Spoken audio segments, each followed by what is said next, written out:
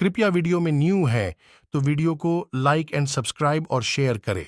संजय कहते हैं, राजेंद्र, तदनंतर कौरवों का सृंजयों के साथ घोर युद्ध आरंभ हो गया, जो देवासुर संग्राम के समान भय बढ़ाने वाला था। पैदल, रथी, हाथी सवार तथा सहस्रों घुड़सवार पराक्रम दिखाते हुए एक दूसरे से भिड़ गए। जैसे वर्षाकाल के आकाश में मेघों की गंभीर गर्जना होती रहती है, उसी प्रकार रणभूमि में दौड़े लगाते हुए भीमकाय गजराजों का महान कोलाहल सुनाई देने लगा। मदोन्मत्त हाथियों के आघात से कितने ही रथी रथ सहित धरती पर लौट गए। बहुत से वीर उनसे खदेड़े जाकर इधर उधर भागने लगे। भारत, उस युद्ध स्थल में शिक्षा प्राप्त रथियों ने घुड़सवारों तथा पादरक्षकों को अपने बाणों से मारकर यमलोक भेज दिया। राजन, रणभूमि में विचरते हुए बहुत से सुशिक्षित घुड़सवार बड़े बड़े रथों को घेर कर उन पर प्रास, शक्ति तथा रष्टियों का प्रहार करने लगे। कितने ही धनुर्धर पुरुष महारथियों को घेर लेते और एक एक पर बहुत से योद्धा आक्रमण करके उसे यमलोक पहुंचा देते थे। महाराज, कई हाथियों ने क्रोधपूर्वक बहुत से बाणों की वर्षा करने वाले किसी रथी को सब ओर से घेर कर मार डाला। भारत, वहां रणभूमि में एक हाथी सवार दूसरे हाथी सवार पर और एक रथी दूसरे रथी पर आक्रमण करके शक्ति, तोमर और नाराजों की मार से उसे यमलोक पहुंचा देता था। सम्रांगण के बीच बहुत से रथ, हाथी और घोड़े पैदल योद्धाओं को कुचलते तथा सबको अत्यंत व्याकुल करते हुए दृष्टिगोचर होते थे। जैसे हिमालय के शिखर की चौरस भूमि पर रहने वाले हंस नीचे पृथ्वी पर जल पीने के लिए तीव्र गति से उड़ते हुए जाते हैं, उसी प्रकार चामर शोभित अश्व वहां सबोर बड़े वेग से दौड़ लगा रहे थे। प्रजानाथ, उन घोड़ों की टापों से खुदी हुई भूमि प्रियतम के नखों से क्षत विक्षत हुई नारी के समान विचित्र शोभा धारण करती थी। भारत, घोड़ों की टापों के शब्द, रथ के पहियों की घरघराहट, पैदल योद्धाओं के कोलाहल, हाथियों की गर्जना तथा वाद्यों के गंभीर घोष और शंखों की ध्वनि से प्रतिध्वनित हुई यह पृथ्वी वज्रपात की आवाज से गूंजती हुई सी प्रतीत होती थी।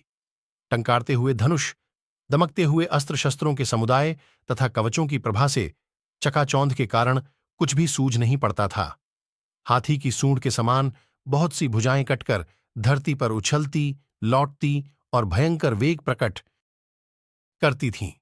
महाराज, पृथ्वी पर गिरते हुए मस्तकों का शब्द ताड़ के वृक्षों छूकर गिरे हुए फलों के धमाके की आवाज के समान सुनाई देता था।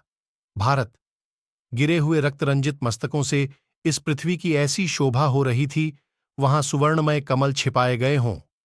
राजन, मुझे नेत्रों वाले प्राणशून्य घायल मस्तकों से ढकी हुई पृथ्वी लाल कमलों से आच्छादित हुई सी शोभा पा रही थी। राजेंद्र, बाजूबंद तथा दूसरे बहुमूल्य आभूषणों से विभूषित चंदन चर्चित भुजाएं कटकर पृथ्वी पर गिरी थीं, जो महान इंद्रध्वज के समान जान पड़ती थीं। उनके द्वारा रणभूमि की अपूर्व शोभा हो रही थी। उस महासमर में कटी हुई नरेशों की जांघें हाथी की सूंडों के समान प्रतीत होती थीं। उनके द्वारा वह सारा सम्रांगण पट गया था। वहां सैकड़ों कबंध सब ओर बिखरे पड़े थे, छत्र और छंवर भरे हुए थे। उन सब से वह सेना रूपी वन फूलों से व्याप्त हुई विशाल विपिन के समान सुशोभित होता था। महाराज, वहां खून से लथपथ शरीर लेकर निर्भय से विचरने वाले योद्धा फूले हुए पलाश वृक्षों के समान दिखाई देते थे। रणभूमि में बाणों और तोमरों की मार से पीड़ित हो जहां तहां गिरते हुए मत वाले हाथी भी कटे हुए बादलों के समान दिखाई देते थे। महाराज, वायु के वेग से छिन्न भिन्न हुए बादलों के समान महामनस्वी वीरों के बाणों से घायल हुई गजसेना संपूर्ण दिशाओं में विदीर्ण हो रही थी। मेघों की घटा के समान प्रतीत होने वाले हाथी चारों ओर से पृथ्वी पर पड़े थे, जो प्रलय काल में वज्र के आघात से विदीर्ण होकर गिरे हुए पर्वतों के समान प्रतीत होते थे। सवारों सहित धरती पर गिरे हुए घोड़ों के पहाड़ों जैसे ढेर यत्र तत्र दृष्टिचौगर होते थे। उस समय रणभूमि में एक रक्त की नदी बह चली, जो परलोक की ओर प्रवाहित होने वाली थी। रक्त ही उसका जल था। रथ भंवर के समान प्रतीत होते थे। ध्वज तटवर्ती वृक्ष के समान जान पड़ते थे। हड्डियां कंकड़ पत्थरों का भ्रम उत्पन्न करती थीं। कटी हुई भुजाएं नाकों के समान दिखाई देती थीं। धनुष उसके स्रोत थे, हाथी पार्श्ववर्ती पर्वत और घोड़े प्रस्तरखंड के तुल्य थे। मेदा और मज्जा ये ही उसके पंख थे, छत्रहंस थे। गदाएं नौका जान पड़ती थीं, जल को आच्छादित किए हुए थीं। पताकाएं सुंदर वृक्ष सी दिखाई देती थीं। चक्र, पहिए, चक्रवाकों के समूह की भांति उस नदी का सेवन करते थे और त्रिगुण रूपी सर्प उसमें भरे हुए थे। वह भयंकर नदी शूरवीरों के लिए हर्षजनक तथा कायरों के लिए भय बढ़ाने वाली थी। कौरवों और सृंजियों के समुदाय से वह व्याप्त हो रही थी। परलोक की ओर ले जाने वाली उस अत्यंत भयंकर नदी को परिघ जैसी मोटी भुजाओं वाले शूरवीर योद्धा अपने अपने वाहन रूपी नौकाओं द्वारा पार करते थे। संजय बोले, प्रजानाथ, परंतप, प्राचीन देवासुर संग्राम के समान चतुरंगिणी सेना का विनाश करने वाला वह मर्यादा शून्य घोर युद्ध जब चलने लगा, तब भय से पीड़ित हुए कितने ही सैनिक अपने बंधु बांधवों को पुकारने लगे और बहुत से योद्धा प्रियजनों के पुकारने पर भी पीछे नहीं लौटते थे।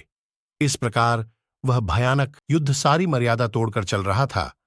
उस समय अर्जुन और भीमसेन ने शत्रुओं को मूर्छित कर दिया था। नरेश्वर, उनकी मार पड़ने से आपकी विशाल सेना मदमत्त युवती की भांति जहां की तहां बेहोश हो गई। उस कौरव सेना को मूर्छित करके भीमसेन और अर्जुन शंख बजाने तथा सिंहनाद करने लगे। उस महान शब्द को सुनते ही धृष्टद्युम्न और शिखंडी धर्मराज युधिष्ठिर को आगे करके मद्रराज शल्य पर धावा कर दिया। प्रजानाथ, वहां हमने भयंकर आश्चर्य की बात देखी कि पृथक पृथक दल बनाकर आए हुए सभी शूरवीर अकेले शल्य के साथ ही जूझते रहे।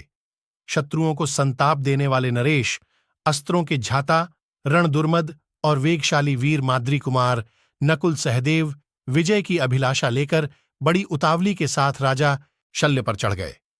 भरत श्रेष्ठ, विजय से उल्लसित होने वाले पांडवों ने अपने बाणों की मार से आपकी सेना को बारंबार घायल किया।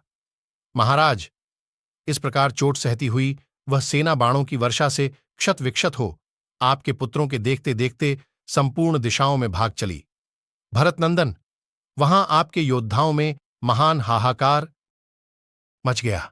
भागे हुए योद्धाओं के पीछे महामनस्वी पांडव वीरों की ठहरो ठहरो की आवाज सुनाई देने लगी। भारत, युद्ध में परस्पर विजय की अभिलाषा रखने वाले क्षत्रियों में से पांडवों द्वारा पराजित होकर आपके सैनिक युद्ध में अपने प्यारे पुत्रों, भाइयों, पितामहों, मामाओं, भांजों और मित्रों को भी छोड़कर भाग गए। भरत श्रेष्ठ, अपनी रक्षा मात्र के लिए उत्साह रखने वाले आपके सैनिक घोड़ों और हाथियों की तीव्र से हाँकते हुए सब ओर भाग चले।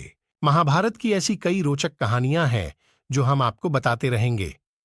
हमसे जुड़े रहने के लिए हमारे चैनल को सब्सक्राइब कीजिए। आपका बहुत बहुत धन्यवाद।